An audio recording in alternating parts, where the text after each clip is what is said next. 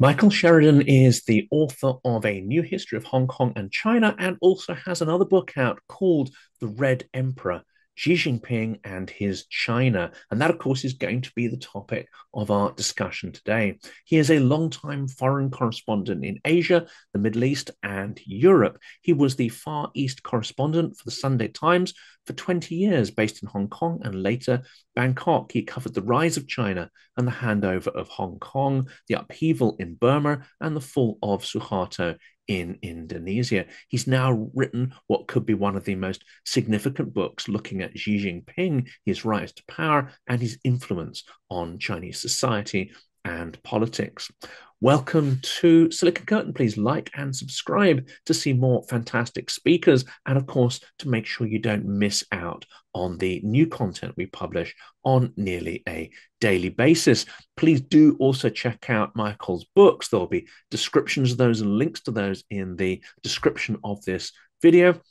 And if you like the work done by this channel, please help to support that by buying me a coffee or even becoming a patron. Michael, welcome back to the channel. It's the second time, and I found our first conversation absolutely thrilling, and have been looking forward to this second conversation. Thank you very much. It's good to be here. Well, let's start with the pillars of the state, their role in power, and how Xi Jinping has been able to take control and guide and direct each of them. We have the party, we have the main state apparatus, and we have the army. Not all of these necessarily were in his control during his rise to power. How has he managed to achieve this? Very important to focus on the state because that is at the core of Xi Jinping's leadership style. China, of course, may well be the oldest continuous civilizational state on earth. Certainly, Xi and the ruling elite hark back to ancient dynasties. They see the continuity of the Chinese state as their main task. So, taking control of its levers has been Xi Jinping's greatest challenge, and he's achieved it. He rose to power through the ranks of the Communist Party, through provincial posts. After becoming general secretary, that is to say, leader of the party, he then took the post of president, head of state, and the critical job, chairman of the Central Military Commission, which controls the gun. Worth remembering that the strongest leader after Mao was Deng Xiaoping, the reformer. He, in fact, never held two of those offices, but he did keep hold of the gun. And so, as long as Xi Jinping has the army and the security state at his disposal, he is a secure ruler. What aspects, because China's been through, an extraordinary roller coaster over the last 100 years as the sort of rise of the CCP took place from the sort of 30s, 40s onwards. What is the political inheritance of Xi Jinping from that initial revolutionary struggle? How's it influenced him? And what components of that has he either retained or brought back in the 21st century? Well, the political inheritance of Xi Jinping from 19th century and 20th century China is shame and pride. The years of shame when, in his own words, the Chinese people were reduced to dreadful circumstances and were bullied and pushed around by what he calls colonial powers, and pride in the rejuvenation of the nation, which is at the center of his mission. He talks about the great rejuvenation of the Chinese nation. He dedicated a museum to that cause quite early on in his tenure. And it's a constant theme, reminding the Chinese people of the shame and suffering of the past and making them proud of a new China, which is not just a great economic power, but increasingly a strong military power as well. And this is the first of what may be several comparisons with Russia, the Bolshevik Party that then went on to form the foundations of the Soviet Union. That was born out of a small clique of terrorists who, struggled in the diaspora rather than forming some huge military campaign to take power. Of course, there was the Civil War. That was the military sort of period there. But they were formed in this, I would say, sort of, series of terrorist cells, robbing banks, committing crimes in order to finance their revolution, believing the end justifies the means. And it's also a group characterized by extreme paranoia because the Bolsheviks were not the only socialist revolutionary party, and they went on to have to purge all the others as well. The cuckoo pushing all the other birds out of the nest. This sense of extreme paranoia seems to have cut through the entire Soviet history, and of course, in Vladimir Putin, is entirely resurgent. How does that compare to the rise of the CCP? Does it come from those same sort of terrorist paranoid roots, or does it have a different sort of political genetic identity? One should never underestimate the absolute importance of the connection between the Soviet and Chinese Communist parties. They were linked inextricably from the 1930s onwards. Equally, one should not underestimate the historical fear and rivalry between Russia and China along their common borders and in the Far East. Now, let's focus on the first of those. Xi Jinping's father was a Mao era communist cadre drilled in Marxism. We believe he went to Russia several times. He inherited from the Leninist leaders of the 1920s an absolute commitment to Soviet Bolshevik style revolution. But the Chinese revolution started in the countryside and the Russian revolution started in the cities. So Xi Jinping's father was a rural revolutionary who rose to become an important commander in the battles across China in the 1940s. His son, born in 1953, came of age at a time when the military struggles had passed into memory, but the political inheritance of the Soviet system was still there. In fact, Xi Jinping has gone backwards in communist terms because he has moved away from a collective style leadership to a strong individual leadership, a cult of the personality. So, in that sense, his model is Stalin. His model is not the reforming later Soviet leaders. It is not even late Andropov, Chernenko, Khrushchev, etc. It is the sole strong guide of the nation. And he talks about Stalin privately. He doesn't make much of it publicly, but the style of communism which he governs by is not reformist or collectivist. It is Stalinist. Stalin wasn't from the intelligence services. Intelligence services essentially really grew and developed under his leadership. Putin, however, is from those intelligence services, and if you go along with the line of some commentators, there was a certain division of powers in the Soviet Union between party and the intelligence services. In the 1930s, that turned into absolute hostility and murder, according to Felshtinsky, for instance, as one group vied for power with the other and were busy denouncing each other and liquidating each other. The FSB now seems to be, in some ways, dominant, and the most recent move is that they are getting their hooks into the army. Do you have that same set of issues in China, or is there a much more delicate balance of powers?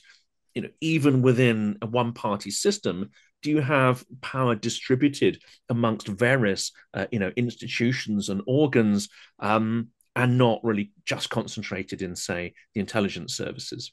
It's better to understand this in the words of a former senior Western intelligence official who put it to me like this. Most nations are states with an intelligence service at their disposal. China is an intelligence service with a state attached to it. It pervades every aspect of Communist Party rule from the top to the bottom. In fact, you can see it in Xi Jinping's own words where security is now the watchword, not reform. The mission of the party now is to guard against foreign influences, spies, infiltrators, threats from the exterior, but also against internal disloyalties. And there's been a change back to a paranoid and furtive and conspiratorial theme from, for example, the Ministry of State Security is broadcasting as we speak videos on social media warning Chinese youngsters and students to beware of handsome men and beautiful women who might lure them into spying against the motherland. So, broadly speaking, in the rule of Xi Jinping, we have seen a reassertion of the security apparatus at the center of political life. Uh, the regime does turn on itself from time to time. We've seen him purging his foreign minister and one defense minister and then another defense minister disgraced. So the catalytic effect of purges on the party was understood by Stalin to be beneficial, and Xi has explicitly borrowed that model. When he talks about an anti-corruption struggle, that is code for purging elements within the system who are rotting it with corruption, but who are also fashioning political cliques and creating alternative power centers. So it's all about the centralization of power. The Russian-Chinese relationship, I think, is separate from the party heritage and their common roots. But there's no doubt that this is a police state. It has become a centralized intelligence and security apparatus around the government, and that governs everything. And this is an interesting question because if you are cynical, one could say that the power vertical in Russia is, by its very nature, entirely nepotistic and corrupt. That is not a bug; it's a feature. The entire system is there, and whenever someone is pointed like Belousov, you may be conned into thinking he's there to fight corruption. No, he's there to, weed out, challengers, etc. Is there a sense that under Xi Jinping, not only are you having people purged and potential rivals purged, but there is also a general sense that nepotism, corruption are a threat to the health of the regime? So there's some sort of genuine purges going on of those who are corrupt and nepotistic, i.e., it is not a core part of the system, or is it far more complex than that? Look, we always knew that Putin's Kremlin is a criminal enterprise run by mafias and former spies, and its naked nature is obvious to all for many years. Personally, I thought China was different to that. It felt like it had a stronger institutional structure. There were solid administrative, political, and managerial structures in the governance of the country. And when Xi Jinping was chosen by the party, the elite felt that they were grooming a manager. They did not expect that they were nurturing a dictator. And what I've come to realize in the course of writing the book is how important families are in China. Because until the advent of Xi Jinping, the party was moving towards, generally speaking, a more collectivist method of rule. There were internal party contests or elections, and there was a sense that the new men coming forward in the party emerged from humble backgrounds. I mean, his predecessor, Hu Jintao and Premier Wen Jiabao, were not people from the red aristocracy. They were from fairly ordinary backgrounds, and they made their way up through the system. What you see under Xi is a reassertion of power by the original families at the heart of the revolution, those who came to power in 1949 and bequeathed the inheritance of the party to their children. The Americans found an informant from Xi Jinping's late youth who knew him very well and talked of him as being one of those who felt they had the right to rule. China belonged to them. Their fathers had fought the revolution. The others were the sons of shopkeepers. And so this is a man who is at the top of a group that feels it has the right to rule. Within that, there are struggles and rivalries and lineage disputes, which we know little of because they talk very little about them. But I was able to talk to two or three members of that elite, and they shed a light on some quite terrifying realities, which are that in China, you live on a precipice, and if you fall, there's nobody to catch you. The Soviet system was much more brutal, and Xi Jinping does not kill as many people, although he does kill some. But all these elite families live in constant fear of losing their status and their position.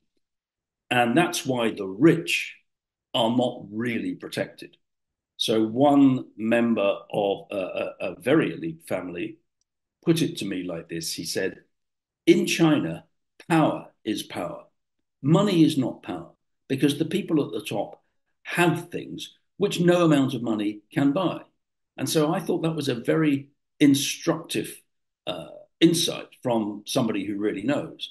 And the same person said to me that, if you look at Chinese history, chaos and disaster followed weak emperors.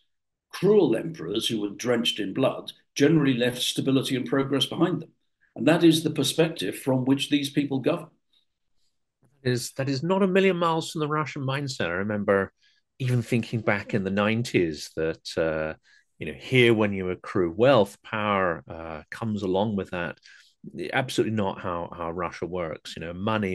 Um, money is accrued by those who exert power. It's the same sort of dynamic. Of course, there will be some subtleties and differences. And tapping into this idea again, there's a certain paranoia here that everything you've got, everything you've earned, could be lost in a moment if you fall from grace. Or back the wrong side, for instance. And how important is it that in Xi's youth, you could perhaps almost see that he has some kind of underdog complex here. So if you have the perception that he has the right to rule, but he also comes from a family, I believe, that was purged in the Cultural Revolution. So how has that fed into his psyche? All the evidence from Xi Jinping's childhood and youth is of someone who fears and abhors chaos and has lived through terrifying insecurity. As a young child, he saw his father banished from power. The family lost their privileged house. They had to go and live in a courtyard house in Beijing. His mother had to hold the family together. He himself was beaten and abused at school by the extremist Red Guards because his father had been identified as an enemy. He was then exiled to the countryside as a young teenager, where he lived in a cave and defecated in a wooden bucket and had to go out and hoe the fields. This was a very, very hard instruction. It was so tough that he ran away. He was caught by the authorities. He was put to work in a labor gang. And my researcher and I drew the timeline, and we found that at the precise moment when Mao Zedong and other leaders were on top of the Tiananmen Gate celebrating a key anniversary of the revolution, Xi Jinping, the future ruler of China, was digging sewage ditches a couple of miles away under the supervision of guards. So this is a really extraordinary story of the heights and the depths. The family were dispersed. His half sister very likely killed herself after years of torment by the Red Guards. He didn't see his father for years. When the two met, his father didn't even recognize him.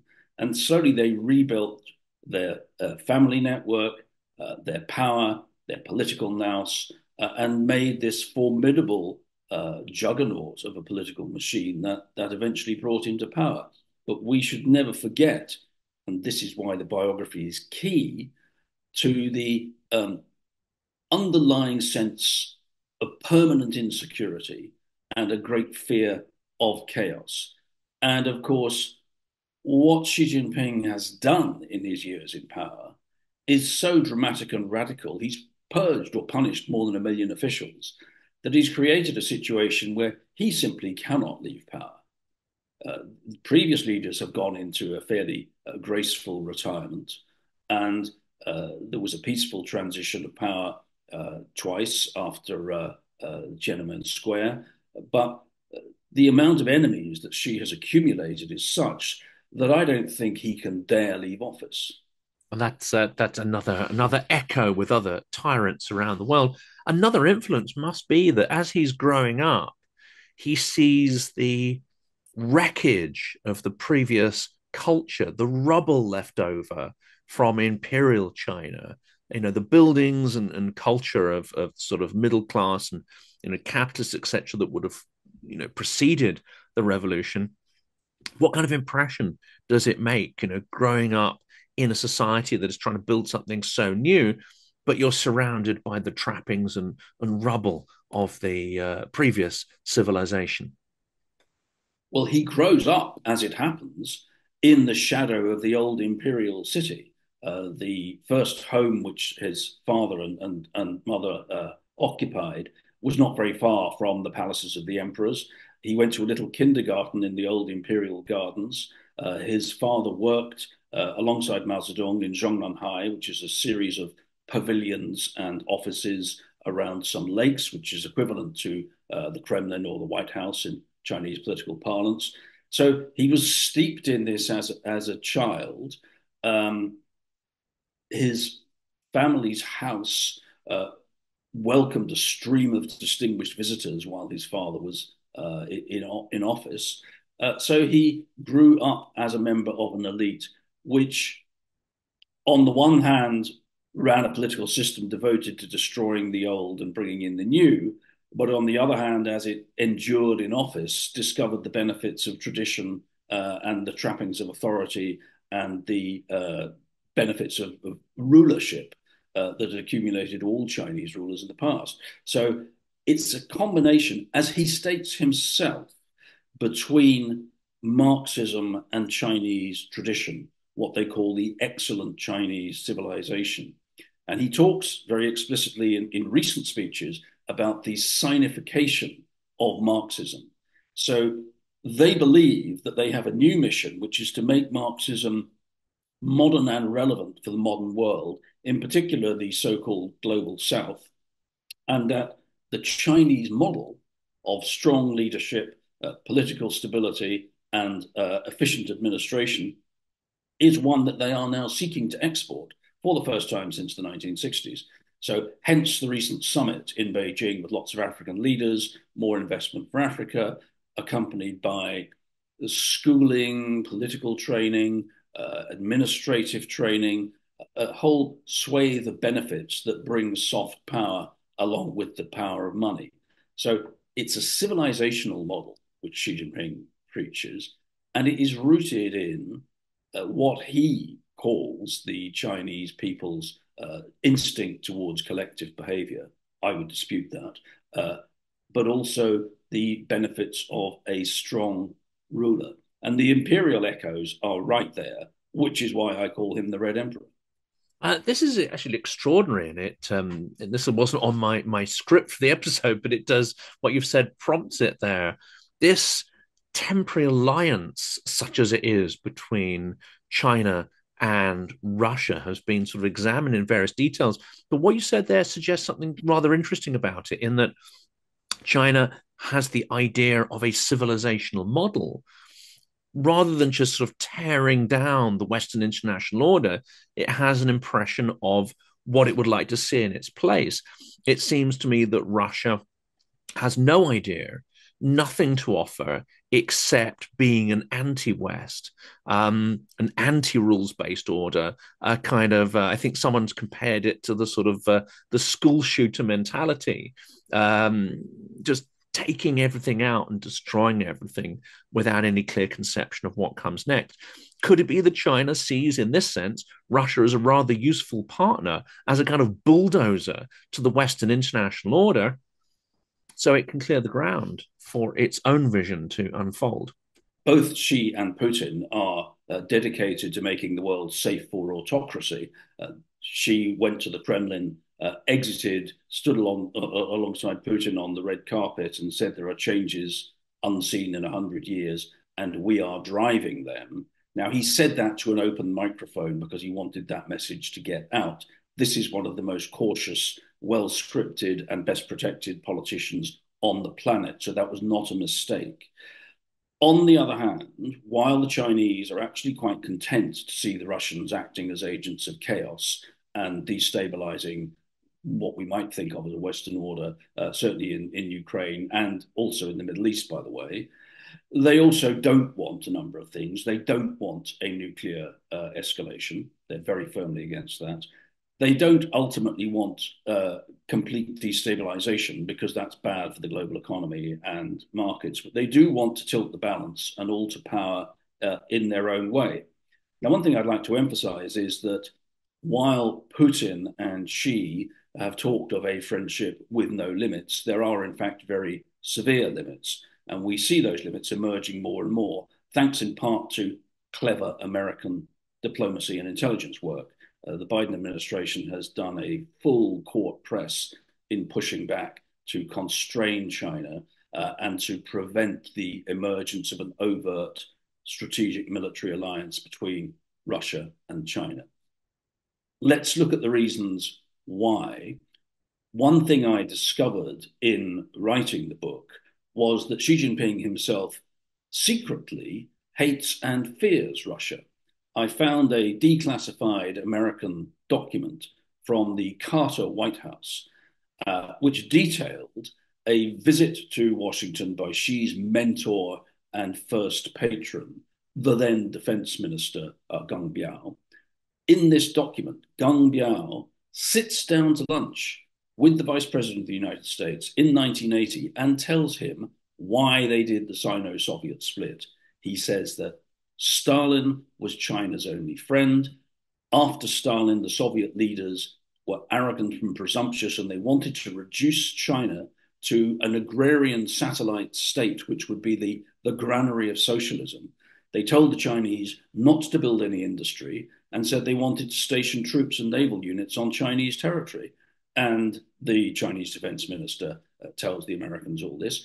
And at the time, Xi Jinping is his junior private secretary in the room with him all the time in Beijing, handling secret documents. He grew up without much of a formal education, absorbing this lesson from one of the key influences in his life. So at the back of his mind are those 19th century treaties by which the Tsars seized all the eastern provinces of China on the other side of the river and made them part of the Russian Empire. And while, in fact, only in recent days, the president of Taiwan has commented that rather than getting worked up and trying to seize back Taiwan, why aren't they trying to get back the stolen provinces of Qing dynasty China? Which is, of course, a mischievous point, but it's one that is worth making. Here's the key point. The Russians and the Chinese do not trust each other. There is a long history of rivalry and border conflict. At present, the limits to their cooperation on Ukraine are becoming clear. We can see from commercial reports that many smaller Chinese banks are not handling ruble transactions anymore. They cannot agree on energy prices to cement the partnership between them as commodity powers. And there is a series of limitations on how much weapons technology is transferred and how it is done. So American pressure and Western sanctions on Russia, with the threat that that implies to their Russian partners, are working. But in order to make them work, the one thing the Chinese and Xi Jinping in particular will understand is if their opponents are strong and if they are consistent.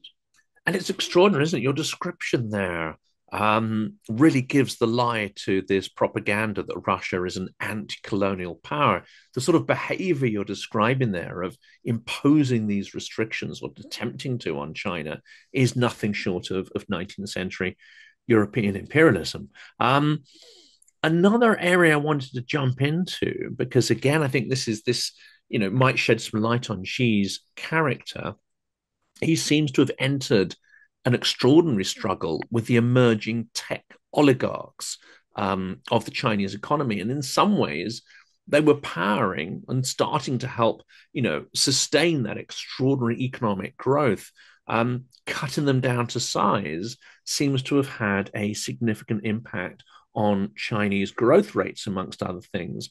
Does he care about that? And for him, is this struggle between the oligarchs, tech oligarchs in particular, does it take on a far more existential character for him?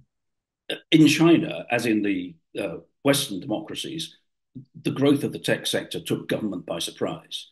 The digital economy advanced far quicker than civil servants, administrators, and governments and regulators were able to grasp. We're now seeing in the West how politicians are trying to catch up with a juggernaut that has gone beyond their control. In China, it emerged very quickly that digitization was transforming the economy with astonishing speed because it was so innovative and it was so intelligently done that it enabled the Chinese economy to leapfrog various stages that the Western economies experience. So, for example, the transition to advanced digital methods of shopping, traveling, organizing your life, moving around, intensified, by the way, during COVID-19 because of digital passes and vaccine certificates and so on.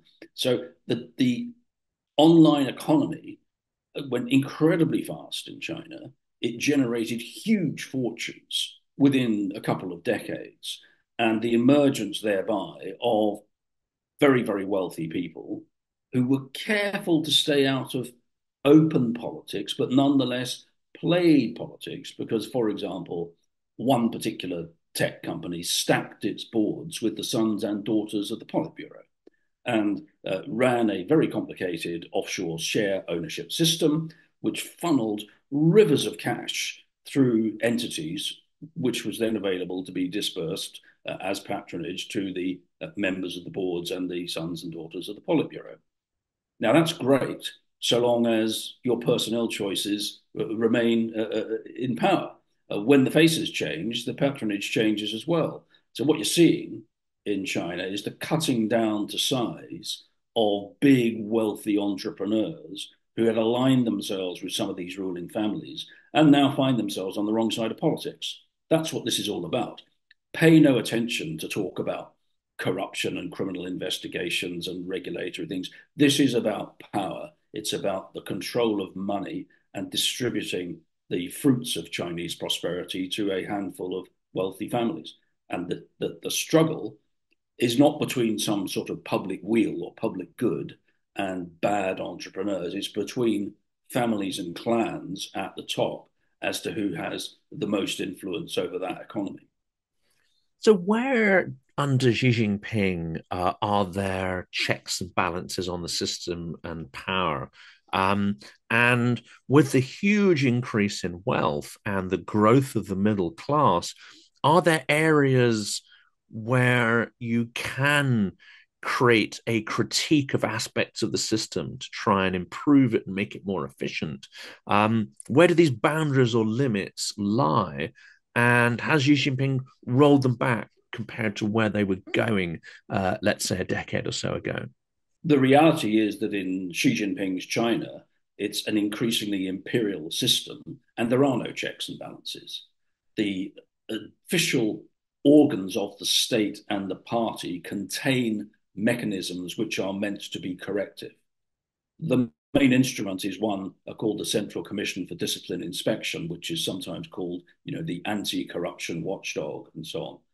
It has sweeping powers. It has parallel powers to the justice system. It can take away members of the party and detain them practically for an unlimited time in order to extract confessions and prepare cases. But the Central Commission for Discipline Inspection is not a hammer against corruption. It is a chessboard on which the various power centers have placed their people. So one of the things I discovered in writing the book was that, in fact, each of these factions and clans have their own people inside the commission.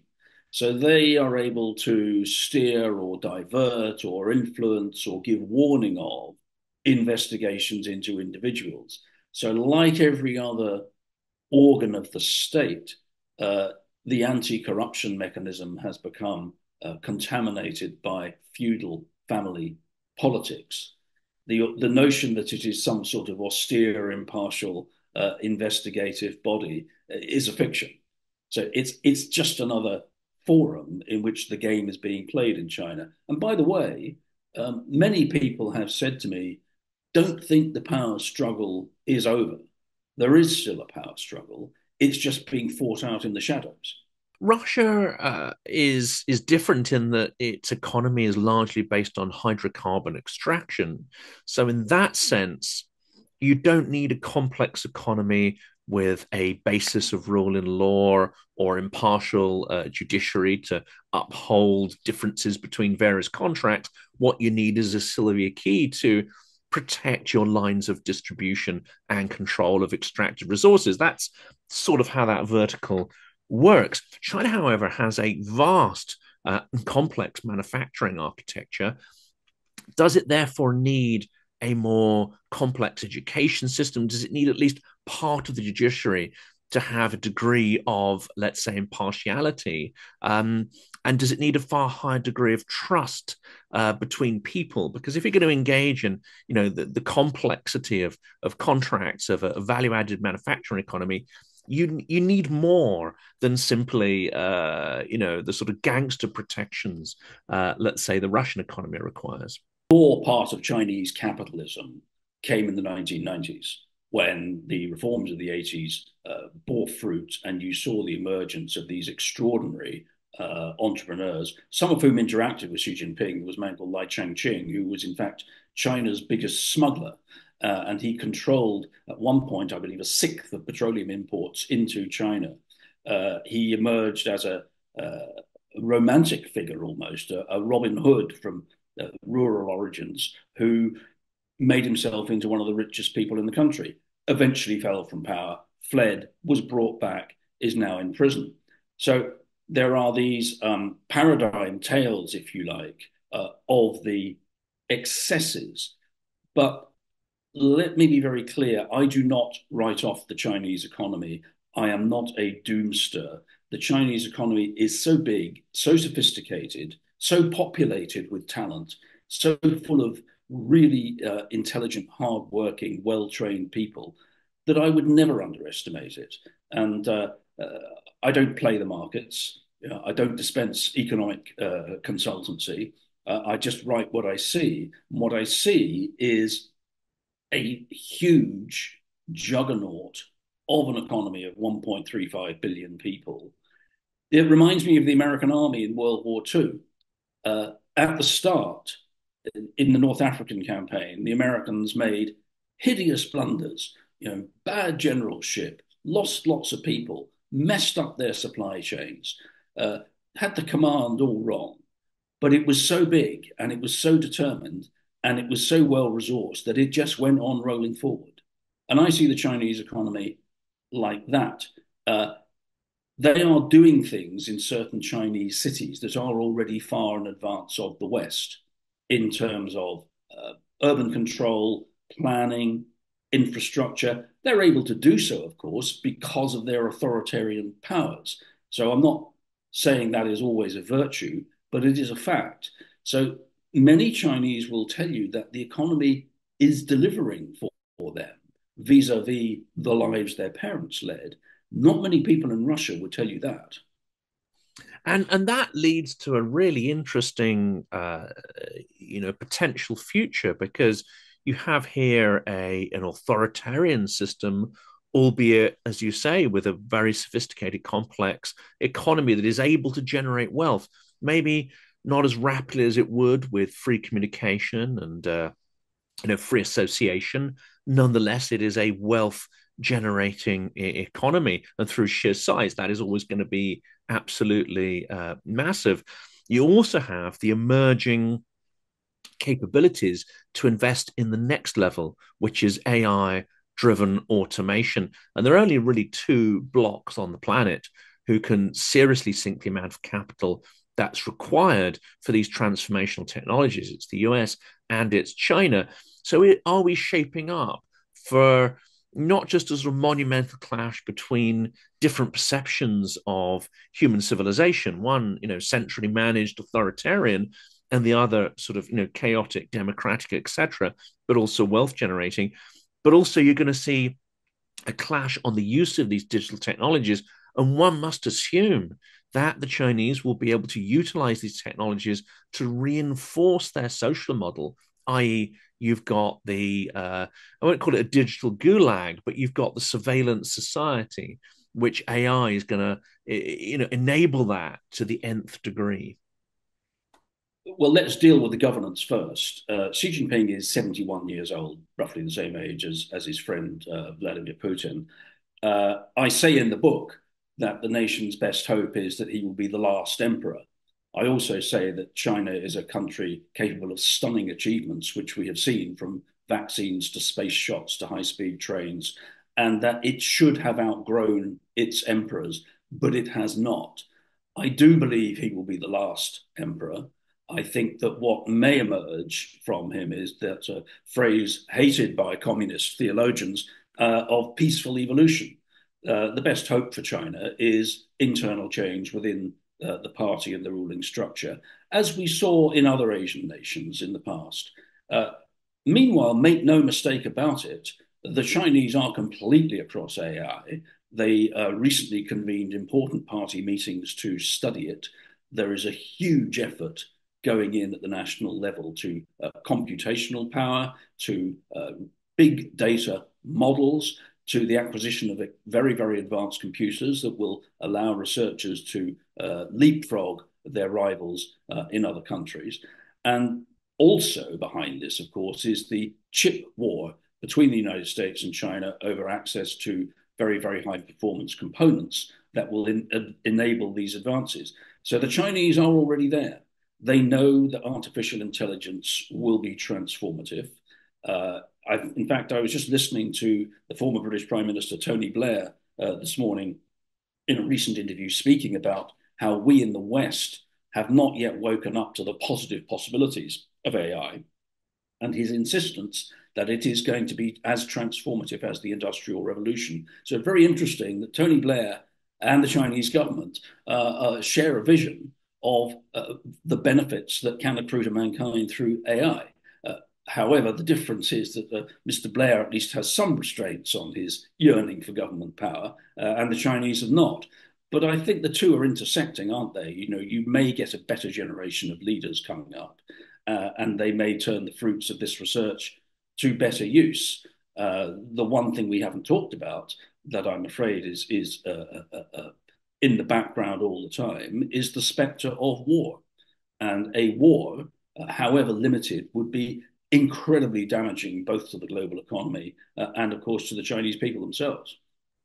That leads to the question of historical mysticism, because whereas geopolitical analysts, the sort of, as it's been called, the 5D chess Kissinger type of realists will look at Russia's action and try and look at them in a totally rational manner. But there's a big dollop there of paranoia and historical mysticism and all this stuff that is, I think, required to explain Putin's actions, because you cannot look at it through a purely political or economic sort of rationality. Is she subject to any historical myths and delusions that might lead him to throw the economy over in order to, say, mount an operation against Taiwan, for instance? Or is he perhaps far more politically and economically rational? Or do we perhaps not even know? We know quite a lot about how Xi Jinping thinks. And one of the very senior Americans I interviewed for the book, who has had access to, I imagine, the best material on him, says that Xi Jinping is a risk taker who will gamble, but not recklessly. He's not going to take a big risk if he thinks he might lose. That's quite an insight. And the talk about Taiwan is very fiery. They use violent language, they utter threats, they are playing with fire, to use their own phrase, in the seas around China, constant bumping up against rival navies and so on. I don't believe there's a decision for war or invasion. They've taken various lessons from Ukraine, not least the sheer horror and chaos and tragedy that this crime has unleashed, sending tanks down the road of a neighboring country to murder its leaders and occupy it, is something which we thought was consigned to the late 20th century. So they see the absolutely negative impact of the Ukraine adventure on Russia, the hideous casualties. Imagine those casualties in a society like China, where many families only had one child and where male children were particularly venerated. It's too hideous to contemplate. And I think that there is a war party in Beijing. They do want to exploit weakness. They would like to expel the Americans from Asia, and they would like to restore China as the dominant power over the what they call the two island chains that girdle it in the Pacific. In that way, they would subdue Japan, keep Korea in check, make the other Southeast Asian nations vassals who would accept Chinese claims in the seas. That's a big vision, but it's a very risky vision. The American mission in the last year and a half has been to convince Xi Jinping himself not to make a fatal mistake like Putin. Because if they start conflict in the seas around China, it will be a direct conflict with the United States. And the Americans have left them in no doubt that they would fight. And I think that is a hidden, but perhaps the most significant aspect of the diplomacy of the last 18 months or so. That is why Blinken and Sullivan and Austin and Raimondo have trooped to China to give the same message. I think it's working. And if so, the Biden administration will be able to claim that it has averted World War III, frankly. And that is an extraordinary contrast to those who are looking at the Ukraine situation and interpreting some of the actions of Berlin and Washington as being really manipulated and coerced into fearing Russia. I know this is a decades-long process, but Russia is very good at using nuclear threats to limit Western support for Ukraine and for generating red lines. Seeing the US stand up to China and present these things in a completely unambiguous way, excuse me, that does not exude endless weakness. That's extraordinary. Why does America not fear China? Because it is, of course, another nuclear power. The Americans don't fear China as such. They fear the loss of freedom of navigation and commerce in the Pacific, and they fear the subjugation of three democratic nations, however imperfect their systems, to a sole authoritarian dominant power. That is why they fought World War II against the Japanese. So I don't think it's a question of fear on an existential level as obtained during the Cold War, but it's a determination that the Chinese should not be lured into making a fatal mistake, because a conflict in East Asia would get very high powered, high intensity very quickly. It would be extremely destructive. Xi Jinping knows that.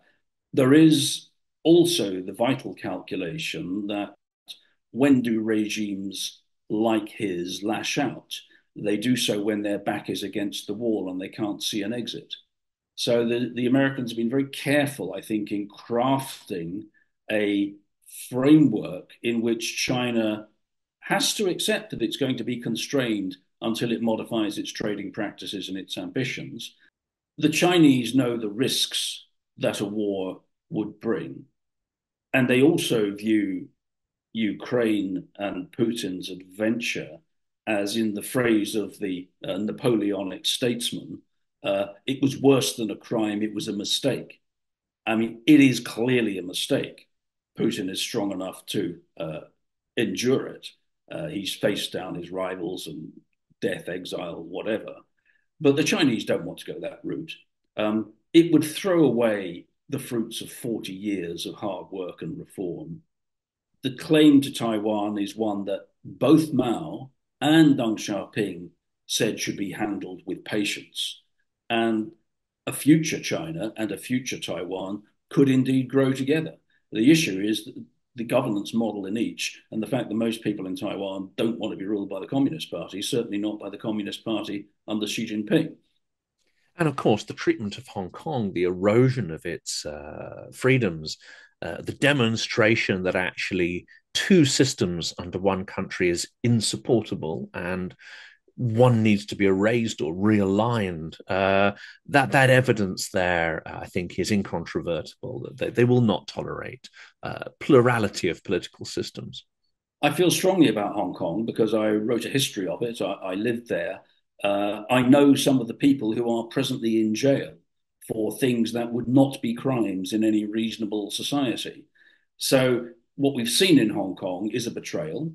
It is lies. The Chinese made a binding treaty under international law, which successive Chinese administrations claimed to uphold, and they have thrown it overboard. There is no political freedom in Hong Kong.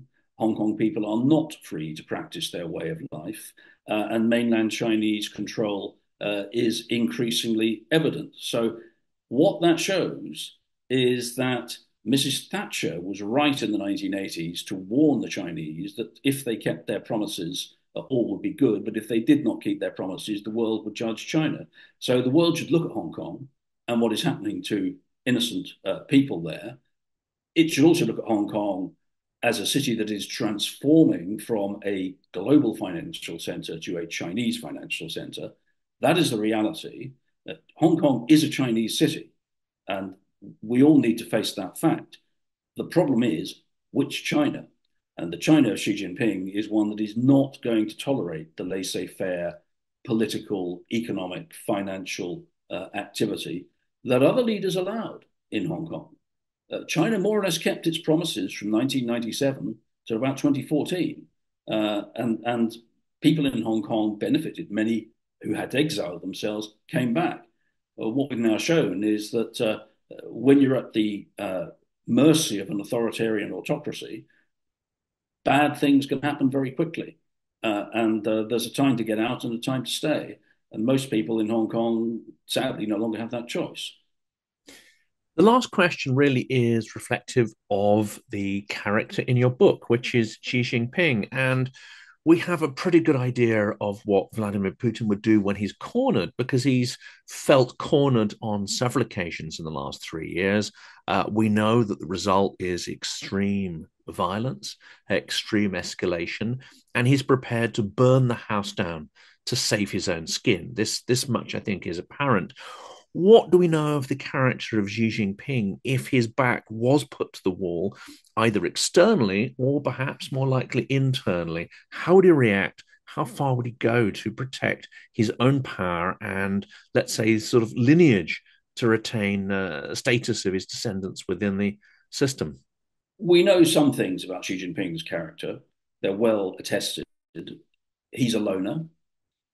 He is a risk taker. It was a big risk to bid to be the leader of China, and he pulled it off. He is a drinker.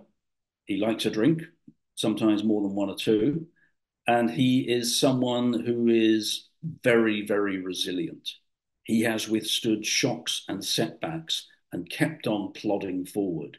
He went up the ladder of communist power in steps. It wasn't a meteoric ascent, it was a steady progress. He's someone who is very stolid.